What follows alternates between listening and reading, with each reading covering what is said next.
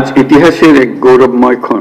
1 বছর আগে এই জুলাই মাসে আমাদের শিক্ষার্থীরা যে আন্দোলন শুরু করেছিল তা এক অভূতপূর্ব গণ অভ্যুত্থান রচনা করে আমাদের মুক্তির স্বাদ দিয়েছিল।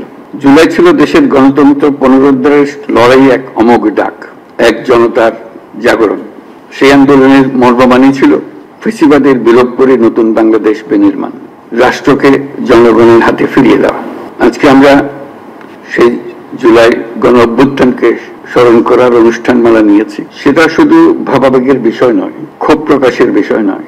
আমরা 16 বছর পরে এই বিরাট বিদ্রোহ ঘোষণা করেছিলাম যে অভ্যুত্থানের মাধ্যমে, এবং যে কারণে অভ্যুত্থান হয়েছিল তাৎক্ষণিক যেটা টার্গেট ছিল সেটা আমরা অর্জন করেছি। কিন্তু তার পেছনে ছিল একটা বিরাট স্বপ্ন, নতুন ভাবে রাষ্ট্র ব্যবস্থা বিনির্মাণ, নতুন বাংলাদেশ বিনির্মাণ। আমরা প্রতি বছর এই সময়কালটা উদযাপন করব, যাতে পরবর্তীতে 16 বছর আমাদের অপেক্ষা করতে না হয় আবার এই অভ্যুত্থান করার জন্য। আমরা প্রতি বছর এটা করব, যাতে কোনো স্বৈরাচারের কোনো চিহ্ন দেখা গেলে সেটা তাৎক্ষণিকভাবে আমরা বিনাশ করতে পারি। সেটার জন্য এটা অত্যন্ত গুরুত্বপূর্ণ। স্বৈরাচারের প্রথম পাতা মেলার আগেই যেন আমরা তাকে ধরে ফেলতে পারি, 16 বছর যেন আমাদের অপেক্ষা করতে না হয়। আজকের এই অনুষ্ঠানে উপস্থিত থেকে আমি গভীর শ্রদ্ধার সঙ্গে স্মরণ করছি সেই সব তরুণ তরুণী, নারী পুরুষ, শিশু, বৃদ্ধ, কৃষক, শ্রমিক, শিক্ষক, রিক্সাওয়ালা, যারা রাস্তায় নেমে গণতন্ত্রের পতাকা উঁচিয়ে ধরেছিলেন, সাহস, ত্যাগ আর দৃঢ়তার প্রতীক হয়ে উঠেছিলেন।